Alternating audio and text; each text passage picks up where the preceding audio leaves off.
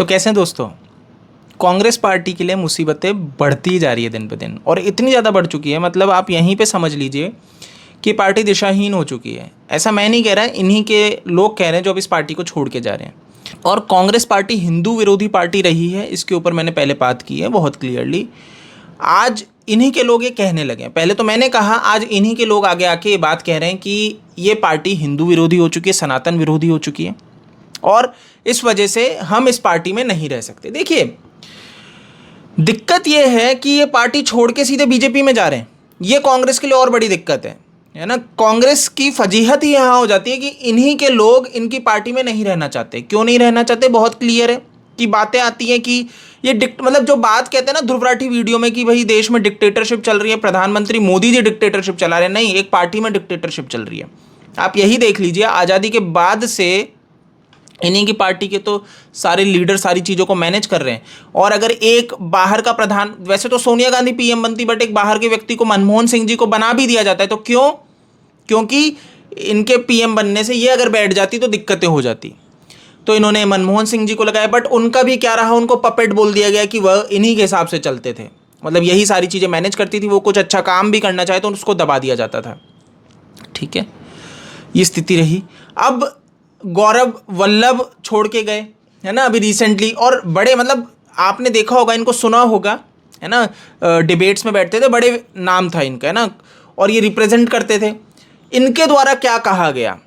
Congress party आज जिस प्रकार से दिशाहीन होकर आगे बढ़ रही है, उसमें मैं खुद को सहज महसूस नहीं कर पा रहा। मैं तो सनातन विरोधी नारे लगा सकता हूँ, मैं ना तो सनातन विरोधी नारे लगा सकता हूँ और ना ही सुबह शाम देश के वेल्थ क्रिएटर्स को गाली दे सकता। इसलिए मैं कांग्रेस पार्टी के सभी पदों व प्राथमिक सदस्यता से इस्तीफा दे रहा हूँ। लो जी, ये मतलब इनके लिए तो ये कहा गया कि इनका जो आईक्यू है ना, ये जो गौरव वल्लभ जी हैं, इनका अगर एक आईक्यू ले तो पूरी कांग्रेस पार्टी के जितने भी परिवार के सदस्य, गांधी परिवार के, इनके आईक्यू भी आधा नहीं होगा गौरव वल्लभ के सामने।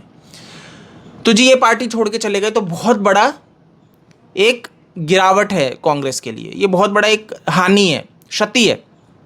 अब दूसरा विजेंद्र, वैसे विजेंद्र का कांग्रेस में रहना जाना कोई पॉइंट नहीं था, ये करते क्या थे। पर आपको बता दूं, Vijender Singh boxer Congress party join किए थे।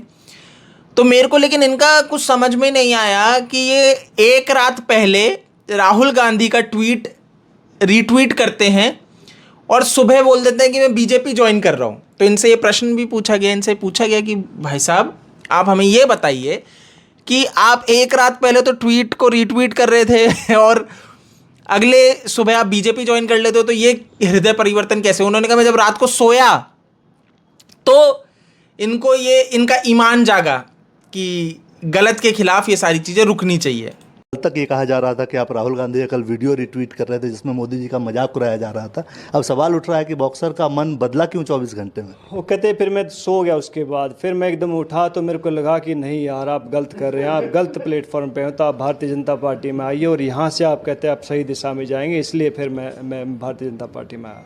आप तो अब बोल रहे हैं कि मैं गलत को गलत कहूँगा, सही को सही कहूँगा। देखिए, विजेंद्र सिंह जी बीजेपी में आके क्या योगदान देंगे ये तो मुझे पता नहीं, बट एक चीज़ बहुत क्लियर है कि ऐसे लोगों को लेते क्यों हैं। मेरे को तो एक्टर, एक तो एक कंगना को जो ले लिया, मेरे को समझ में नहीं आया, कोई तुकबंदी नहीं है, कोई लॉजिक नहीं है। कंगना जैसे लोगों को अगर बीजेपी पार्टी लेगी, टिकट देगी, तो उन्हीं का मजाक बन जाएगा आगे जाके। उन्हें सही में ऐसे लोगों को लेना चाहिए जो धरातल पे काम कर रहे हैं, है ना, जो सही में लोगों की चिंता करते हैं, ना कि प्रपंच रचते हैं, झूठ बोलते हैं, फरेब करते हैं। फिर फ़र्क क्या रहा अरविंद केजरीवाल और ऐसे झूठे लोगों में? बट जो भी है दोस्तों, आगे देखना रहेगा।